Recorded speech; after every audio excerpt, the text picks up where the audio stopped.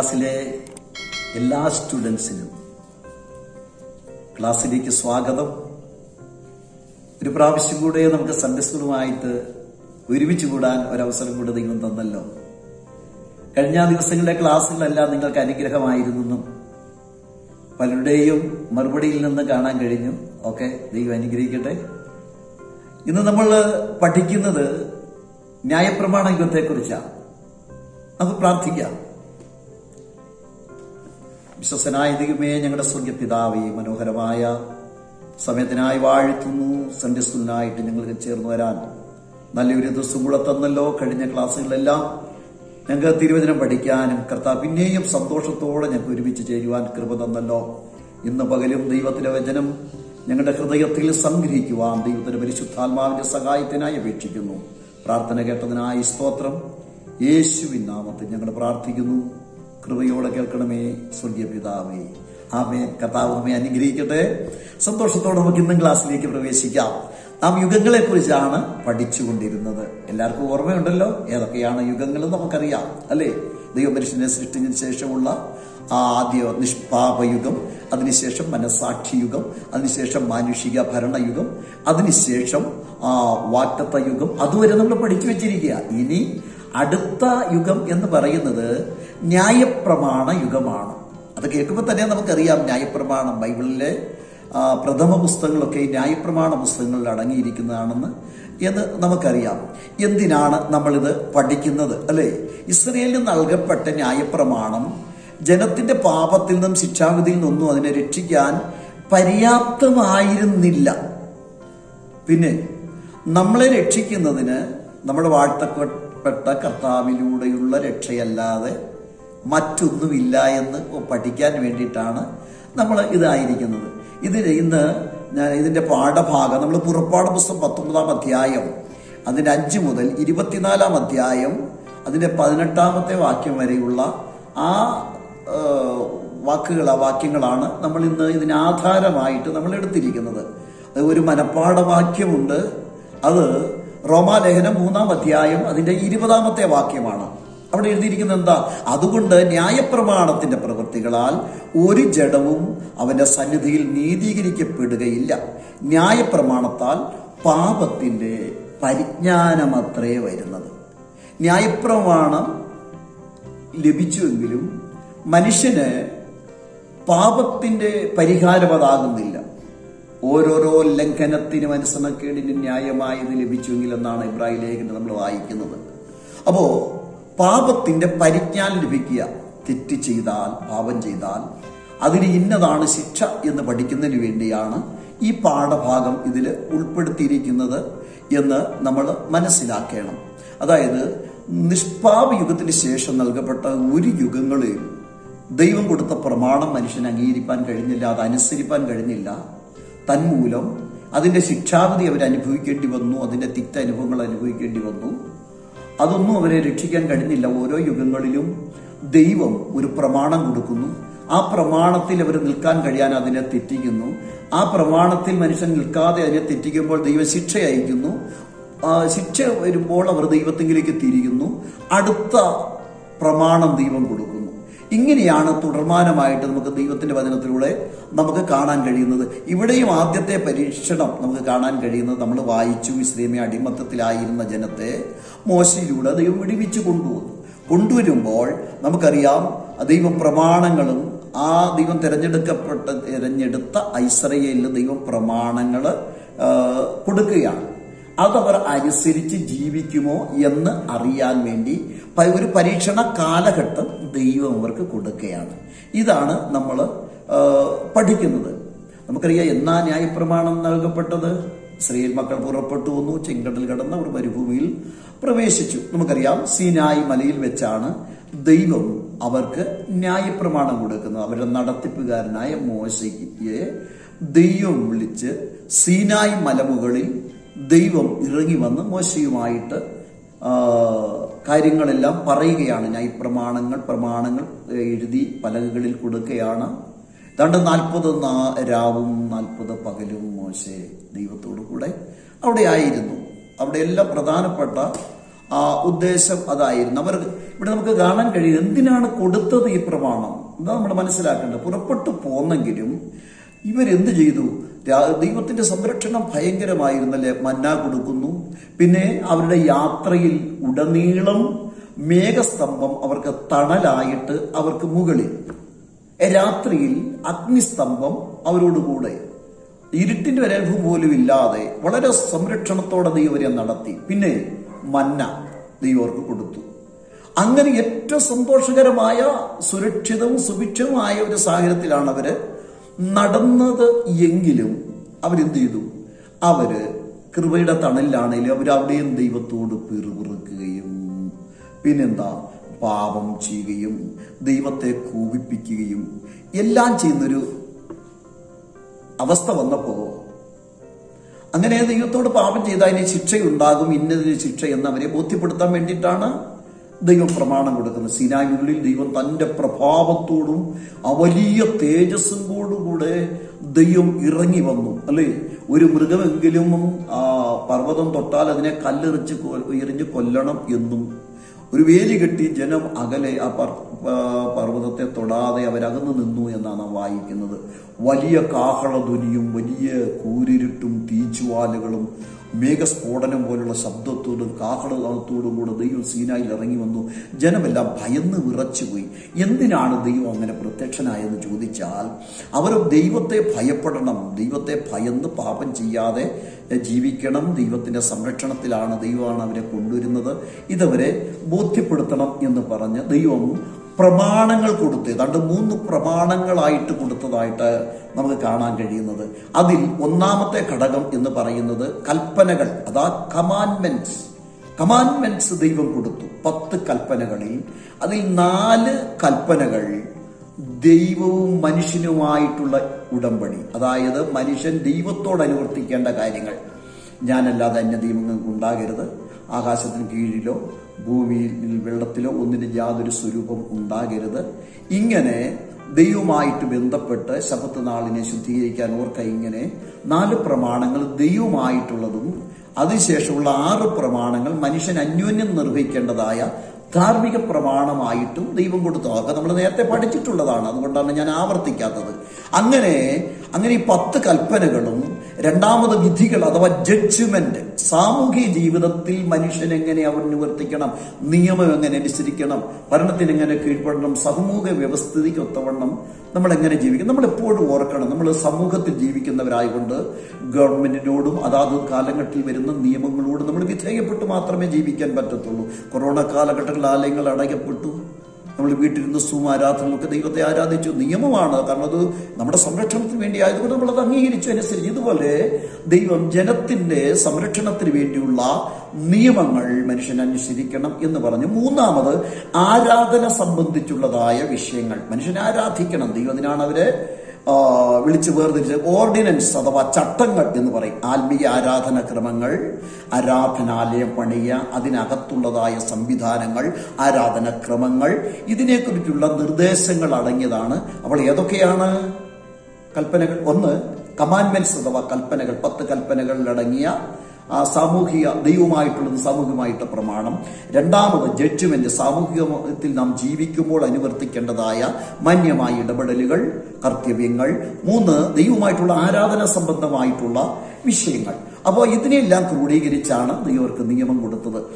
ദൈവം മോശെ മുഖാന്തരം നൽകിയ ഈ പ്രമാണങ്ങൾ ഇവരനുസരിച്ച് ജീവിക്കാമെന്ന് 3 പ്രാവശ്യം ഇവര് സത്യം ചെയ്തതായിട്ടാണ് നമ്മൾ ദൈവത്തിന്റെ വചനം വായിക്കുക. സത്യം ചെയ്യുക തന്നെയല്ല, രക്തത്തളിപ്പിനാൽ അവരത് മുദ്രയിട്ട് ഞങ്ങൾ ജീവനുള്ള ദൈവത്തെ ദൈവത്തിന്റെ കൽപ്പനകളും പ്രമാണങ്ങളും ചട്ടങ്ങളും അനുസരിച്ച് ജീവിച്ചു കൊള്ളാമെന്ന് അവര് ദൈവത്തോട് ഉടമ്പടിയും ചെയ്തതായിട്ടാണ് നമുക്ക് കാണാൻ കഴിയുന്നത്. എന്നാൽ നമുക്ക് കാണാൻ കഴിയുന്നത് അവർ തോൽവിയിൽ അടയുകയാണ് ചെയ്തത്. പക്ഷെ അവരുടെ എല്ലാം എന്ത് ചെയ്യും? അവർ പരാജയപ്പെട്ടു. പക്ഷെ പരാജയപ്പെട്ടാൽ ദൈവം ശിക്ഷിക്കും എന്ന് ദൈവം അവരോട് പറയുകയും ചെയ്തു. അപ്പോൾ ന്യായപ്രമാണം നമ്മൾ വായിക്കുമ്പോൾ ഇവരനുഭവിച്ച മരുഭൂമിയിൽ ഇവരനുഭവിച്ച ശിക്ഷയുടെ വലിയ ഭീകരമായ സംഖ്യകളാണ് അവിടെ കൊടുത്തിരിക്കുന്നത്. അവരെവിടെല്ലാം വെച്ച് കുറുപുറത്തുവോ, കടൽക്കര വെച്ച് അവര് കുറുകുറുക്കുന്നു, അവര് ആഹാരത്തിന്റെ മുദ്ദയെ അവര് പിറുപിറുക്കുന്നു. മരുഭൂമിയിൽ ആഹാരം അവർക്ക് തരാൻ ദൈവത്തിന് കഴിയുമോ? എപ്പോഴും ദൈവത്തോട് സംതൃപ്തിയില്ലാതെ അവർ ജീവിക്കുകയും ദൈവത്തോട് പാപം ചെയ്യും. അതുപോലെ തന്നെ ധാർമ്മികമായി അവര് ദൈവത്തോട് എതിർക്കുകയെല്ലാം പാപം ചെയ്യുകയൊക്കെ ചെയ്തപ്പോ ദൈവം അവരെ ശിക്ഷിച്ചു. ഈ സംഭവങ്ങളാണ് ഇതിനകത്ത് നമുക്ക് കാണാൻ കഴിയുന്നത്. പുറപ്പാട് പുസ്തകം 32-ാം അധ്യായം നിങ്ങൾ ശ്രദ്ധിച്ചു വായിക്കണം. അതോടൊപ്പം തന്നെ കൊരിന്ത്യർക്ക് എഴുതിയ 1 കൊരിന്ത്യർ ലേഖനം അതിന്റെ 10-ാം അധ്യായം 6 മുതൽ 10 വരെയുള്ള വാക്യങ്ങളും വായിക്കുമ്പോൾ അവരുടെ പിറുപിറുപ്പ്, വിഗ്രഹാരാധന, അനുസരണക്കേട്, പരസംഗം, ഇങ്ങനെയുള്ള പാപങ്ങളുടെ ലിസ്റ്റ് കാണാൻ കഴിയുന്നു. അതുകൊണ്ട് എന്ത് ചെയ്തു? ദൈവം അവരെ ശിക്ഷിച്ചു. അവർ ദൈവത്തെ അനുസരിക്കാതെ നിന്നതുകൊണ്ട് അവർ ശിക്ഷിച്ച് അവരുടെ പിന്മാറ്റത്തിന്റെ എല്ലാം അവരനുഭവിക്കേണ്ടി വന്നു. 40 വർഷം മരുഭൂമിയിൽ അവർ പാർത്തു.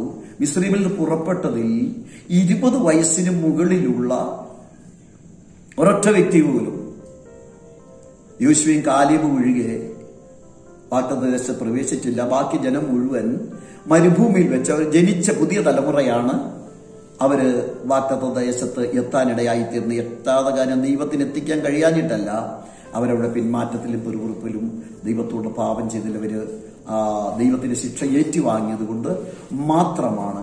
അങ്ങനെ നമുക്കറിയാം, മോശയും വാഗ്ദത്തദേശത്ത് എത്താൻ കഴിഞ്ഞില്ല. കാരണം സംഖ്യാപുസ്തകം 27-ാം അധ്യായം 14-ാം വാക്യം വായിച്ചപ്പോൾ ജനത്തിന്റെ ഈ പ്രക്ഷോഭം നിമിത്തം മോശ കോപിച്ച് വീണ്ടും പാറയെ അടിച്ചു എന്നാണ് നാം വായിക്കുന്നത്. പാറ നമ്മുടെ വാഴ്ത്തപ്പെട്ട കർത്താവിന് നിഴലാണ്. യേശു ഒരിക്കൽ മാത്രമേ അടിക്കപ്പെടാവൂ അഥവാ ക്രൂശിക്കപ്പെടാവൂ. പക്ഷേ ജനത്തിന്റെ പ്രക്ഷുബ്ധമായ ബഹളത്തിന്റെ നിമിത്തം കോപക്രാന്തനായി മോശെ പാറയടിച്ചു. അതുകൊണ്ട് ദൈവം പറഞ്ഞു, നീ ഒരിക്കലും കനാനിൽ പ്രവേശിക്കുകയില്ല എന്ന് പറയും. മോശയും പ്രവേശിച്ചില്ല എന്ന് നമുക്ക് കാണാൻ കഴിയുന്നത്. എന്നാൽ കനാനിലെത്തി അവരെന്ത് ചെയ്തു?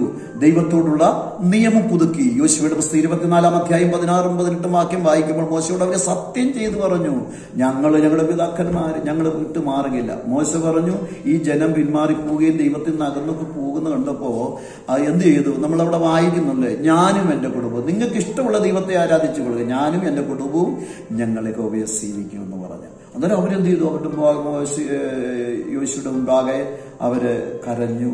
അവര് ദൈവത്തോട് പ്രതിഷ്ഠ ചെയ്തു, ഞങ്ങൾ ഒരിക്കലും ന്യായപ്രമാണം വിട്ടുമാറുകയില്ല, ദൈവപ്രമാണം വിട്ടുമാറുകയില്ല എന്ന് പറഞ്ഞെങ്കിലും അനന്തര തലമുറ എന്ത് ചെയ്തു? ദൈവത്തെ വിട്ടുപോവുകയും ജാതികളുമായി ഇടകലരുകയും വിഗ്രഹം ആരാധിക്കുകയൊക്കെ ചെയ്ത് പിന്നീട് നമുക്ക് കാണാൻ കഴിയുന്നവര് ന്യായാധിപന്മാരുടെ കാലഘട്ടം. ദൈവം അവർ വളരെ ഏറ്റവും കഷ്ടത അനുഭവിച്ച കാലഘട്ടമാണ്. അവർ ദൈവത്തോട് പാപം ചെയ്യും, ജാതികളിലേക്ക് തിരിയും, ജാതികളുമായിട്ട് ഇടകലരും. ദൈവം തന്റെ ജനമായി വേർതിരിച്ച ജനം ജാതികളുടെ വഴി പിടിച്ചപ്പോൾ ദൈവം അവിടെ എല്ലാം ചെയ്തു അവര് ശിക്ഷയ്ക്കായിട്ട് മറ്റ് ജാതികളുടെ കയ്യിൽ ഏൽപ്പിക്കും. ജാതികളുടെ കയ്യിൽ ഏൽപ്പിച്ച് അവർ നന്നായിട്ട് ഇവരെ ഉപദ്രവിക്കുകയും കീഴടക്കുകയും യുദ്ധം ചെയ്യുകയും പീഡിപ്പിക്കുകയും ചെയ്യുമ്പോൾ അവർ ദൈവത്തോട് നിലവിളിക്കും. ദൈവത്തോട് നിലവിളിക്കുമ്പോൾ അവരുടെ ഇടയിൽ തന്നെ ഒരു ന്യായാധിപനെ ദൈവം എഴുന്നേൽപ്പിച്ചു കൊടുക്കും. അങ്ങനെ ആ ന്യായാധിപന്റെ കാലത്ത് അവർ മര്യാദയ്ക്ക് ജീവിക്കും, ദൈവത്തെ ഭയന്ന് ജീവിക്കും. വീണ്ടും അവർ ദൈവത്തോട് പാപം ചെയ്യും. അങ്ങനെ ദൈവത്തിൽ നകന്നു. അങ്ങനെ ഒരു ഉയർച്ചയില്ലാത്ത ഒരു തനിയാവർത്തനങ്ങളായിട്ട് അവര് മുൻപോട്ട് ജീവിക്കുന്നതായിട്ട് നമുക്ക് കാണാൻ കഴിയുന്നു. ഏറ്റവും ഒടുവിലായിട്ട് നമുക്ക് മനസ്സിലാക്കുന്നത്, അവരൊരു രാജാവിനെ ആവശ്യപ്പെട്ടു. ന്യായാധിപന്മാരുടെ കാലത്തിന് ശേഷം ഒരു രാജാവിനെ ആവശ്യപ്പെട്ടു. അങ്ങനെയാണ് ഇസ്രായേലിന്റെ ആദ്യത്തെ രാജാവ് ആരാണെന്ന് നിങ്ങൾക്കറിയാം അല്ലേ? എല്ലാ ജനവും ഒരുമിച്ച്, ഇസ്രായേൽ ജനം ഒരുമിച്ച് നിന്നാൽ അവരിൽ നിന്ന് തോളിനേക്കാൾ തോൾ മുതൽ പൊക്കമേറിയ ശൗലിനെ ആദ്യ രാജാവായിട്ട് ദൈവം കൊടുത്തു. പക്ഷെ ശൗലും ദൈവത്തോട് അനുസരണക്കേട് കാണിച്ചു. നമുക്കറിയാം 40 വർഷത്തേക്കാണ് ദൈവം കൊടുത്തത്. പക്ഷേ അവൻ 3 വർഷത്തിനകം അവൻ എന്ത് ചെയ്തു? ദൈവം അവനെ ആ സ്ഥാനത്ത് തള്ളിക്കളഞ്ഞു. കാരണം അവന്റെ അനുസരണക്കേടാണ് കാര്യം. നമ്മൾ എപ്പോഴും ഓർക്കണം, ദൈവത്തോട് അനുസരണക്കേട് കാണിച്ചാൽ ദൈവം അതിന്റെ ശിക്ഷ നമുക്ക് തരാതെ ഇരിക്കുകയല്ല. അതിനുശേഷം ദാവീദിനെ ദൈവം കൊടുത്തു. ദാവീദാണ് 40 വർഷം ആദ്യമായിട്ട് ഇസ്രായേൽ ജനത്തെ ഭരിച്ചത്. അതിനുശേഷം നമുക്കറിയാം ദാവീദിന്റെ മകനായ ശലോമോന്റെ കാലത്ത് എന്ത് ചെയ്തു? ശലോമോൻ അവന്റെ ഭാര്യമാർ നിമിത്തം എന്ത് ചെയ്തു? സത്യദൈവമായ യഹോവയിൽ നിന്ന് അവന് വാർദ്ധക്യത്തിൽ അവനകന്ന് വിഗ്രഹാരാധികളായ ഭാര്യമാരുടെ വാക്കുകേട്ട് അവർ വിഗ്രഹങ്ങളെ ആരാധിക്കാൻ അതിലേക്ക് തിരിയാനൊക്കെ പോയപ്പോൾ ദൈവം പറഞ്ഞു, നിന്റെ രാജ്യത്തെ അല്ലേ ആ രാജ്യത്തെ ദൈവം രണ്ടായിട്ട് വിഭാഗിക്കും. ദാവീദിന് ശേഷം തന്റെ മകനായ ശലോമോൻ എന്ത് ചെയ്തു? ജാതികളിൽ നിന്ന് വിവാഹം കഴിച്ചു. അവന്റെ വാർദ്ധക്യത്തിൽ നല്ല ഭക്തനായിരുന്നു. പക്ഷേ വാർദ്ധക്യത്തിൽ ഭാര്യമാര് അവനെ ദൈവത്തിൽ നിന്ന് അകറ്റിക്കളഞ്ഞതായിട്ടാണ് നമുക്ക് വായിക്കാൻ കഴിയുന്നത്, അല്ലേ? അവനൊരു വിഗ്രഹാരാധിയായി തീർന്നു. ഒടുവിൽ എന്ത് ചെയ്തു? ദൈവത്തിന്റെ ശിക്ഷ അയച്ച് രാജ്യം രണ്ടായിട്ട് രാജ്യം വിഭാഗിക്കപ്പെട്ടു എന്നാണ് നമുക്ക് കാണാൻ കഴിയുന്നത്. അങ്ങനെ BC 722 വടക്കേ രാജ്യമായ ഇസ്രയേലും, ശലോമോന്റെ കാലത്തിന് ശേഷം തന്റെ മകനായ രഹബയാമും തന്റെ ദാസന്റെ മകനായ യെരോബയാമും 2 ഭരണാധികാരികളായി. 10 ഗോത്രങ്ങൾ ഇസ്രയേൽ കേന്ദ്രമാക്കി, ശമരി കേന്ദ്രമാക്കി ഇസ്രയേൽ എന്ന നിലയിലും, ബാക്കി 2 ഗോത്രങ്ങൾ ഇസ്രയേൽ യഹൂദ കേന്ദ്രമാക്കി യഹൂദ എന്ന നിലയിൽ രണ്ടായിട്ട് അവർ പിരിക മാത്രമല്ല, അവ രാജാക്കന്മാർ അന്യോന്യം യുദ്ധം ചെയ്യുകയും ഇസ്രയേൽ അന്യോന്യം യുദ്ധം ചെയ്ത് പരാജിതരായി തീരുക. നമുക്ക് അവരൊറ്റ ജനമാണ്, പരാജിതരായി. ആ കാലഘട്ടത്തിൽ തന്നെ മറ്റ് രാജ്യങ്ങൾ അവരെ കീഴടക്കുകയും BC 722 കാലഘട്ടമായപ്പോൾ വടക്കേ രാജ്യമായി ഇസ്രയേല് BC 586 കാലഘട്ടം വന്നപ്പോൾ ബാബേൽ രാജാവിനാൽ യഹൂദ രാജ്യം നിശേഷം നശിപ്പിക്കപ്പെടുകയും അനേകായിരങ്ങൾ കൊല്ലപ്പെടുകയും ചെയ്തു. അനേകർ അടിമകളാക്കി പിടിക്കപ്പെട്ട് പോകാനും കാരണമായി. അങ്ങനെ ജനപ്രവാസത്തിലേക്ക് അവരുടെ രാജ്യം, ദൈവം കൊടുത്ത വാഗ്ദത്ത ദേശം അബ്രഹാം, ഇസ്ഹാക്ക്, യാക്കോബിനും വാഗ്ദത്തം ചെയ്യുകയും തന്റെ മക്കൾക്ക് 12 ഗോത്രങ്ങൾക്ക് അവകാശമായി കൊടുത്ത ആ ദേശം അവരെ എന്ത് ചെയ്തു? ദൈവത്തിന് വിരോധമായി തീർന്നതുകൊണ്ട് ശത്രുരാജ്യങ്ങൾക്ക് ആ ജനതയെ ദൈവം ഏൽപ്പിക്കുകയും രാജ്യം ശൂന്യമായി തീരുകയും ചെയ്തു. അതിനുശേഷം 70 വർഷത്തിന് ശേഷം മടങ്ങി വന്ന ജനം പല ഘട്ടങ്ങളിലായി ദൈവാലയം പണി ചെയ്തു, ആരാധന പുനഃസ്ഥാപിക്കപ്പെട്ടു, വചനം അനുസരിക്കാമെന്ന് അവർ സത്യം ചെയ്തു. എങ്ങനെയെല്ലാം പോയെങ്കിലും തുടർന്ന് വരുന്ന ജനം നമുക്ക് കാണാൻ കഴിയുന്നത് അവർ ശബത്തുകളെ ലംഘിക്കാൻ തുടങ്ങി. പിന്നെ മിശ്ര വിവാഹം എന്ന് പറഞ്ഞാൽ ജാതികളുമായിട്ട് അവർ ഇടകലർന്നു. സാമൂഹിക നീതിയെല്ലാം മറന്നവർ വഷളത്വത്തിലേക്ക് അവർ തിരിഞ്ഞുപോയി. അങ്ങനെ ജനം എല്ലാം ദൈവത്തിൽ നിന്ന് അവർ അകന്നുപോയി. അതേ തുടർന്ന് റോം, ഗ്രീക്ക്, അതുപോലെ മിസ്രയും, സിറിയ എന്നീ അന്നത്തെ പ്രബല രാജ്യങ്ങൾ ഇവരെ ചിതറിച്ചു കളയുകയും ഇവരെ യുദ്ധം ചെയ്ത് ഒരുപാട് പേരെ കൊല്ലുകയും അടിമപ്പെടുത്തുകയും എല്ലാം ചെയ്തു. വീണ്ടും AD 50-ലും AD 60-ലും AD 70-ലും റോമ ഭരണം അനേകരെ കൊന്നൊടുക്കി. ഇസ്രയേലിൽ വലിയ കൂട്ടക്കൊല ഉണ്ടായെന്നാണ് വായിക്കുന്നത്. റോമൻ ചക്രവർത്തി ആയ വെസ്പേഷ്യന്റെ മകൻ തീത്തോസ് അഥവാ ടൈറ്റസ് യെരുശലേമിൽ ആക്രമിക്കുകയും ദേവാലയം ചുട്ടു നശിപ്പിക്കുകയും 10 ലക്ഷത്തോളം യഹൂദന്മാരെ കൊന്ന് ശേഷിക്കുന്നവരെല്ലാം രാജ്യത്തെല്ലാം ചിതറിക്കപ്പെട്ടു. നമ്മുടെ കേരളത്തിലും മട്ടാഞ്ചേരിയിലൊക്കെ അവർ വന്ന് താമസിച്ചു, നമുക്കറിയാം. അങ്ങനെ ദൈവം അവരെ ചിതറിച്ചു കളഞ്ഞു. ദൈവം എപ്പോഴും ആഗ്രഹിക്കുന്നത് തന്റെ മക്കൾ ദൈവിക സംരക്ഷണത്തിന് കീഴിൽ ദൈവത്തിന്റെ വചനമനുസരിച്ച് ദൈവത്തിന്റെ പ്രവാചകന്മാർക്ക് കീഴ്പ്പെട്ട് അവർ ഉപദേശിച്ചു തരുന്നതായ പ്രമാണമനുസരിക്കും. നമുക്കറിയാം, ഇരമ്യാവിനെയും യെശയ്യാവിനെയും അതുപോലുള്ള അന്ന് കൊടുത്ത പ്രവാചകന്മാരെ മുഴുവൻ രാജാക്കന്മാരുടെ കാലത്ത് അവർ ഒരുപാട് ഉപദ്രവിച്ചു. ചിലരെ കൊല്ലാൻ ശ്രമിച്ചു, ചിലരെ കൊന്നു, അല്ലേ? അവർ മടങ്ങി വരണം, ദൈവത്തിലേക്ക് മടങ്ങി വരണം, പാപത്തിൽ നിന്ന് മടങ്ങി വരണം. നിങ്ങളെ രക്ഷിച്ചത്, അടിമത്തെ രക്ഷിച്ചത് ദൈവമാണ്, അതുകൊണ്ട് വാഗ്ദത്തദേശത്ത് ദൈവത്തിലേക്ക് നിങ്ങൾ മടങ്ങി വരണം എന്നൊക്കെ പറഞ്ഞിട്ട് അവർക്ക് അതനുസരിക്കാൻ മനസ്സില്ലാതെ അവരെയൊക്കെ ഉപദ്രവിച്ചു. അങ്ങനെ അവരുടെ കാലഘട്ടം ഏറ്റവും പരാജയത്തെ അനുസരിക്കേണ്ട കാലഘട്ടമായി തീർന്നു. നമ്മൾ മനസ്സിലാക്കുന്ന കാര്യം, ദൈവരെ വിടിവിച്ച് സീനായിൽ വെച്ച് ന്യായപ്രമാണം കൊടുത്തെങ്കിലും അവർ 3 പ്രാവശ്യം അതനുസരിച്ചുകൊള്ളാന്ന് സത്യം ചെയ്ത് തീരുമാനമെടുത്തെങ്കിലും അവർ ആ പ്രമാണത്തിൽ നിന്നില്ല. അതിന്റെ ശിക്ഷയെല്ലാം ഭയാനകരമായിരുന്നു, അതിന്റെ പ്രത്യാഘാതം വലുതായിരുന്നു. പക്ഷേ ന്യായപ്രമാണം അവർക്ക് അനുസരിക്കാൻ, അതിന് കീഴ്പ്പെടാൻ അവർ കഴിഞ്ഞില്ല. ഏറ്റവും ഒടുവിൽ ന്യായപ്രമാണ കാലഘട്ടത്തിന്റെ ഒടുവിൽ മനുഷ്യൻ രക്ഷപ്പെടാൻ മറ്റൊരു മാർഗമില്ല. ആ കാലഘട്ടത്തിൽ എന്ത് ചെയ്തു? നമ്മുടെ വാഴ്ത്തപ്പെട്ട കർത്താവ് ന്യായപ്രമാണത്തിന്റെ അവസാനം ലോകത്തിലേക്ക് വരികയും സകല മാനവജാതിയെ രക്ഷിക്കാൻ അവരുടെ പ്രവൃത്തി കൊണ്ടല്ല, കർത്താവിൽ വിശ്വസിച്ച് രക്ഷ പ്രാപിക്കാൻ ഒരു രക്ഷണ്യ പദ്ധതി കർത്താവ് ഒരുക്കി. അതാണ് ന്യായപ്രമാണ കാലഘട്ടത്തിന്റെ അവസാനം. ഏതാണ്ട് 1524 വർഷമാണ് ന്യായപ്രമാണ യുഗം. അതായത് സീനായ് മുതൽ നമ്മുടെ വാഴ്ത്തപ്പെട്ട കർത്താവിന്റെ കാൽവരി മരണം വരെ. ഈ കാലഘട്ടം ഇസ്രായേലിനെ ലഭിച്ച ശിക്ഷകളും ശോധനകളും വലുതായിരുന്നു. നമ്മളിതൊന്ന് മനസ്സിലാക്കണം.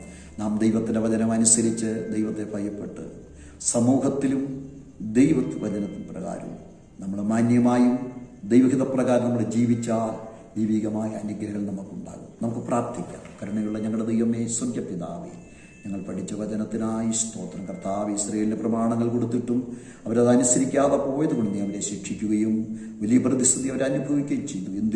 എങ്കിലും സ്നേഹവാനായ കർത്താവ് അവരെ തിരഞ്ഞെടുത്തുകൊണ്ട് വിലക്ഷാ പദ്ധതി ഒരുക്കിയതിനായി സ്തോത്രം. കർത്താവെ, ഞങ്ങളെ അനുഗ്രഹിക്കണേ, വചനം അനുസരിപ്പാൻ കൃപ തരണം. യേശുവിൻ നാമത്തിൽ പ്രാർത്ഥിക്കുന്നു. കൃപയോടെ കേൾക്കണം സ്വർഗ്ഗപിതാവേ. കർത്താവ് നമ്മെ അനുഗ്രഹിക്കട്ടെ. മനപ്പാഠം മറക്കരുത്. വേദഭാഗം നിങ്ങൾ വായിക്കണം. അടുത്ത ക്ലാസ്സിൽ നമുക്ക് ഒരുമിച്ച് കൂടാം. ദൈവം നമ്മോട് കൂടി ഇരിക്കട്ടെ. God bless you. God bless you. God bless you.